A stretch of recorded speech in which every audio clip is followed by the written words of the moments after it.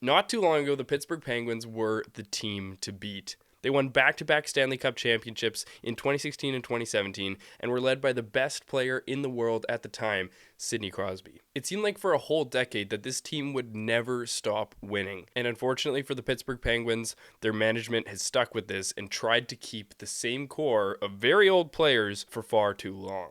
Hit that subscribe button if you like hockey content, and let's get into these Pittsburgh Penguins. Last season, the Penguins finished with a record of 38, 32, and 11, but narrowly missed the playoffs for a second consecutive season. There was a lot of pressure on this organization over the past few seasons to try and make some moves to stay very competitive, and so they brought in former Leafs GM Kyle Dubas to try and make some big changes, which I would say he really hasn't. With the aging roster of this group, it was very clear to some fans, the ones that were right, that they should really be pushing towards a rebuild. However, over the offseason, Dubas brought in a few different players to try and bolster the lineup, including Blake Lizotte, Matt Grzelcyk, and Sebastian Aho. Going into the season, it seemed clear that this was kind of do or die for the Penguins' contender status, and that if things weren't going well, they would be forced to finally rebuild. With their first 16 games of the 2024-25 season in the books, the Penguins sit at 6-9-1 and suffered a brutal loss to the Dallas Stars on Monday night, losing 7-1 with the score at 6-0 after just the first period.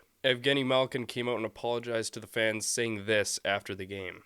I won't say sorry to fans because they pay 2 tickets, they come to ring and they see this game. It's not great.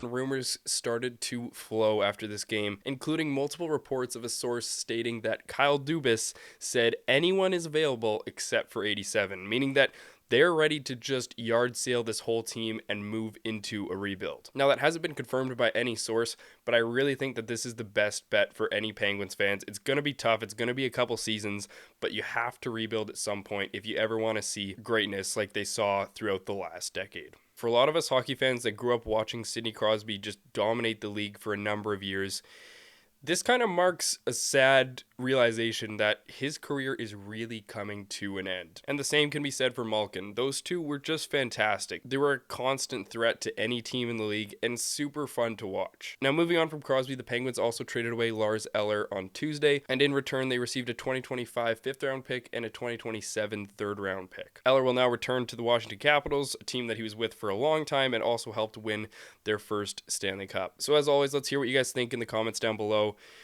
Maybe, is there a chance that the Penguins can make some moves and still be a contender? I don't think so. Additionally, do you guys think that maybe Crosby or Malkin will get moved? I highly doubt it for Crosby, considering he's always been a Penguin and seems like he always will be and just signed a recent contract extension. But maybe Malkin could be. Who knows? But that's it for today's video, and I'll see you guys in the next one.